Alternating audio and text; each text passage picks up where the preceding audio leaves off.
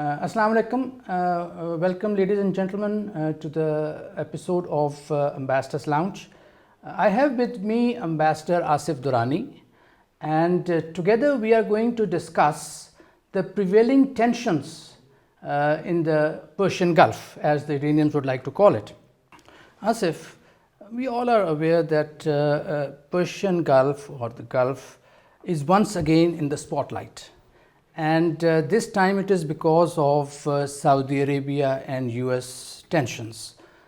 These tensions were a result of October 5 decision of OPEC Plus to cut down its production by 2 million barrels. Now, Americans, particularly the administration of Biden, they have taken it as a personal snub because in July, Mr. Biden was in Saudi Arabia asking them to not to cut the production, but in fact to increase the production. And they were given an impression, according to the White House, they were given an impression that the Saudis would increase the production. Now, October 5 come and the production has been cut by 2 million. Now, they consider it as a support to the Russians, the Russian war in Ukraine.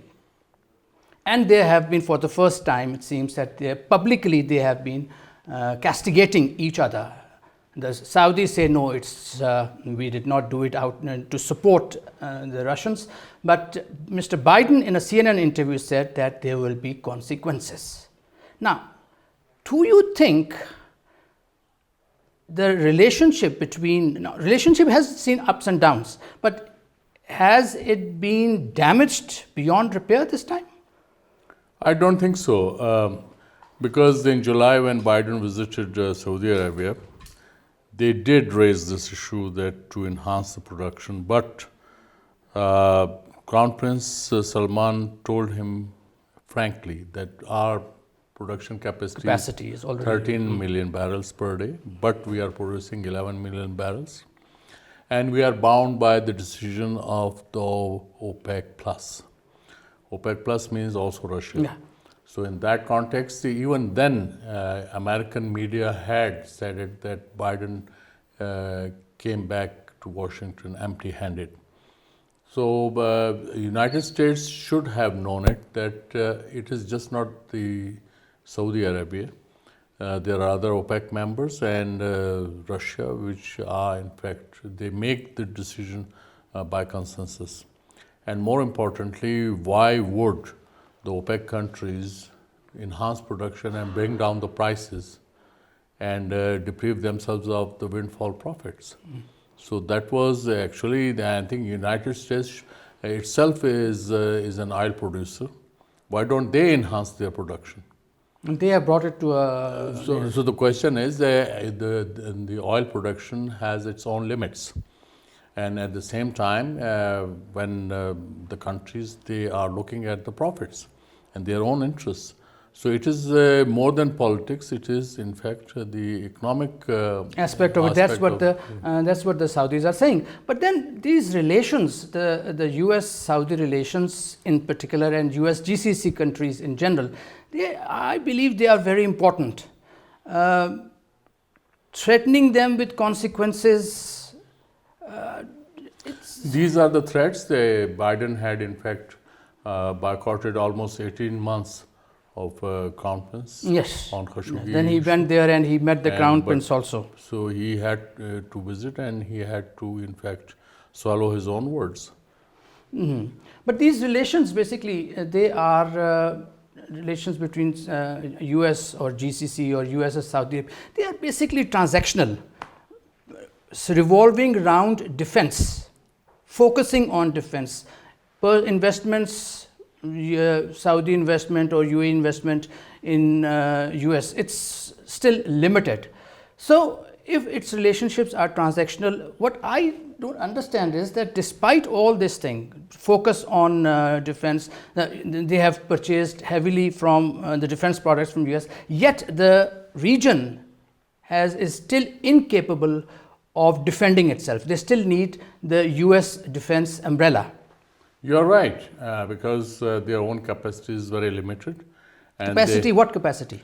defense capacity. But they are buying millions of dollars buying of it things. is separate, but And they're getting the training also. they are, in fact, they are denied, say, F-35, which they promised, and they have Americans have refused. Secondly, their population is not much, except for Saudi Arabia. All other countries are in low millions, actually. Qatar and UAE, in fact, are not in millions. They are 200,000 and 800,000 population. But they are punching beyond their weight because of their economic size. And the Middle East, especially Gulf countries, had enjoyed a special status during the Cold War. So it is also the Cold War mindset which is still continuing. And Iran is a big factor. You cannot ignore Iran. We'll come to Iran, but you see, punching beyond the weight, you said, UAE has become very active in its foreign policy. You see their relations with, or their involvement in Libya. You see their involvement in Africa. They have their bases now. For instance, they have their bases in Eritrea. They have their bases in Somalia.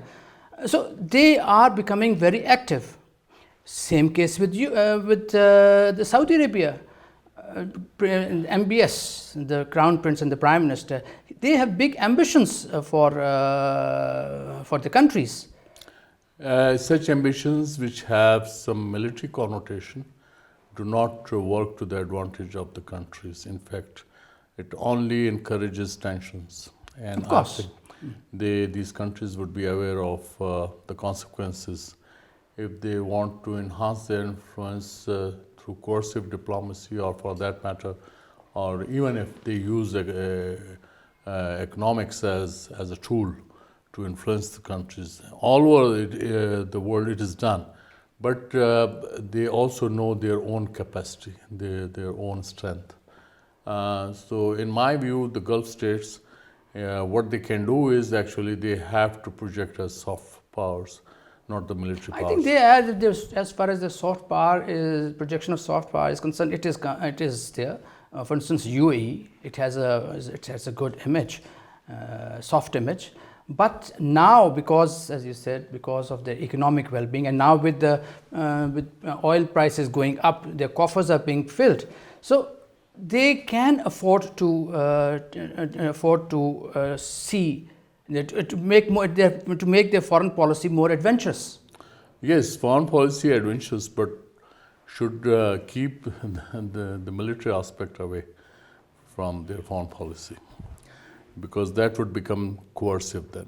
So now, can the US, keeping in view the threats by the US administration and by the US lawmakers, can they leave the region? Will the US leave the region? No. Will their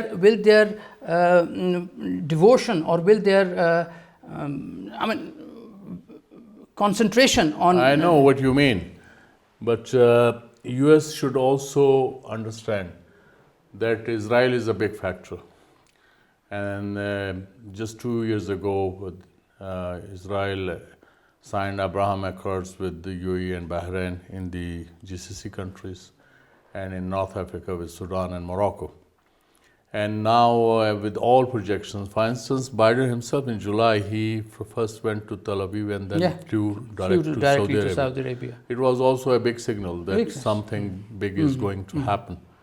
It hasn't happened yet, but we have already seen that overflying permissions have been granted by Saudi Arabia to UAE, and Israeli commercial aircraft are flying.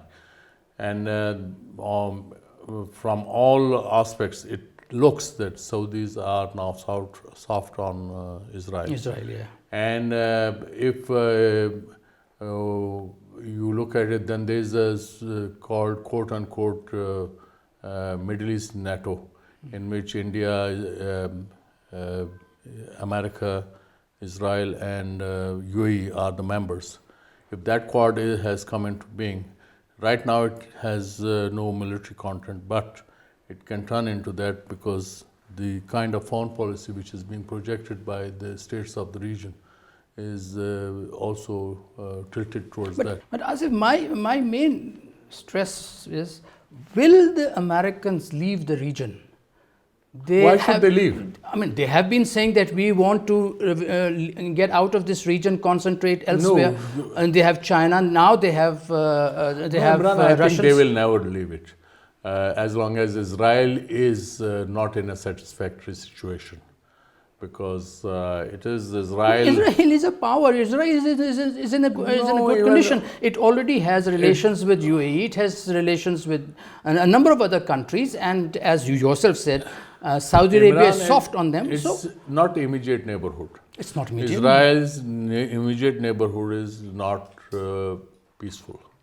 So till that time, I don't think Americans are going to leave the region. So you mean to say it's basically because of Israel's neighborhood, right? And that Americans would not.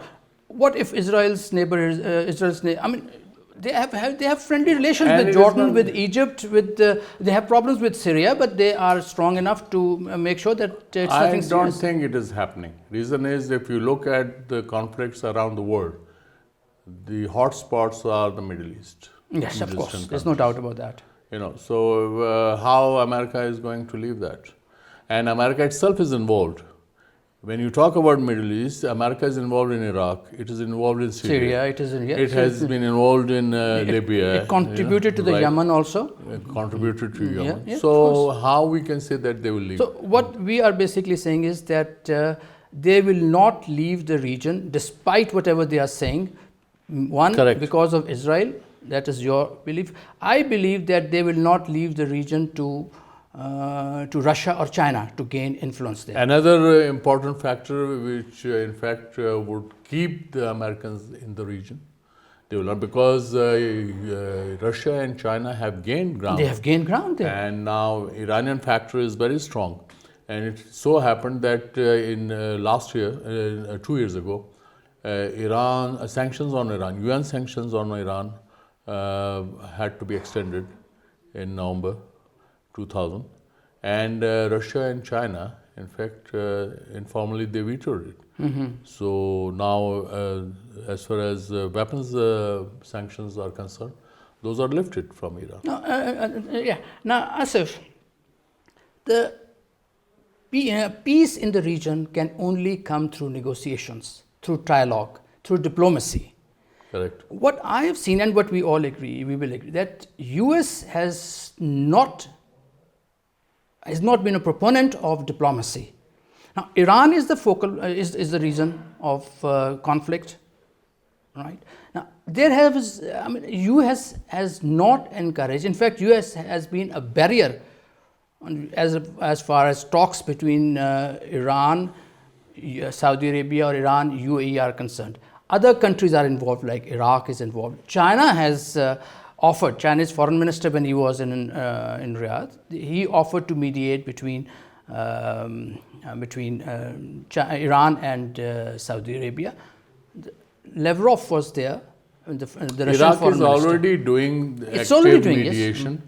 And but when you see at the nuclear deal, JCPOA, and those are now frozen because of the situation in Iran. And the Americans themselves, in fact, they wanted to gain the opportunity, and they want to see how these unrests in Iran are going to take the shape. The net price. So there are many factors, in fact, which would keep different interested parties, whether it is United States, China, Iraq, or others. No, you see, Rouhani, when Mr. Rouhani was the president, he suggested Hormuz peace endeavor, in which he said that, well, let's talk, let's discuss our issues, but the countries which are not part of the region, they should not be involved. This is an old proposal. Yes, it was Mr. Rouhani made that. It came out from Khatami's time. And then it continued with Ahmadinejad, but he became a pariah with Ahmadinejad. They didn't want to sit with him. And then Rouhani, in fact, reiterated that Iran's main contention is that let the countries of the region decide. They should resolve their disputes without outside interference. And I think that would not be acceptable to the US. Yes. They will not. That's why they have not encouraged Correct. talks between these rivals. Asif, let's come to the final thing. What are the options for the US? Keeping in view the tensions, what options do you see for US? I think, Number one, we agreed that they will not leave the region. Yes. Can they withdraw their troops? Can they withdraw their assets from the region? What can they do? I think US has many options. US, you cannot write off US. And more than that, in fact, the Gulf states are more interested that US should be on their side. And they can, in fact, even while they were exchanging bombs with the Saudis, their main base is in UAE and Qatar. Yes. Right? They have their troops in Saudi Arabia as well. Bahrain also. Yes, Bahrain also, So, they have their fleet there. except for Oman, I think all countries, they have their bases. So they would not want that America should leave. So basically these are monarchies, and these monarchies in any case want safety, security, and assurances that. So what are the those options? What are the monarchies will options for the Americans? No, I think they will have exchanges. For instance, after 18 months hiatus, Biden went to Saudi Arabia. Yes. Now then Saudis, when they'll see that if yes, they have got enough profits and others, there could be quite diplomacy between US and Saudi Arabia, and then they can come out to some kind of arrangement. I'm sanguine that they will come to a. Now, finally, one more thing which is quite current is that the Saudis and the American intelligence agency said that Iran will attack Saudi Arabia in next, well, this was 3-4 days back, next 48 hours. Iran, of course, denied that. Now, why would such a thing erupt? Who gave this information? It's possible it was Wall Street Journal's report, exclusive report. Now, how much authentic that report was is open to debate, because Iran itself, during the past 200 years at least, they have not aggressed anywhere. Now, whether Iran would openly attack Saudi interests, they will not. They will not. They will not. They don't have the capability as well. They have the capability. No, Asif. No, when it missile comes, capability, the missile capability they have. But the drone capabilities the reaction, Americans, their that superior is, power. So you are talking about capability. Capability they have. The intention or political will, can they gather that? That is different. And I don't think Iran would want to do that. Yeah. Because in that case, then Iran will lose the support. Lose this. Yes. Ladies and gentlemen, we come to the end of our discussion. There is no doubt that the Middle East region in large, and Gulf region in particular, is mired in turmoil, and there is a need to calm things down, and the only option is diplomacy. Iran, GCC states, they need to come together. They need to find a common ground and need to decide how to address their issues. This was all from the Ambassadors Lounge today. Thank you very much, and please join us again.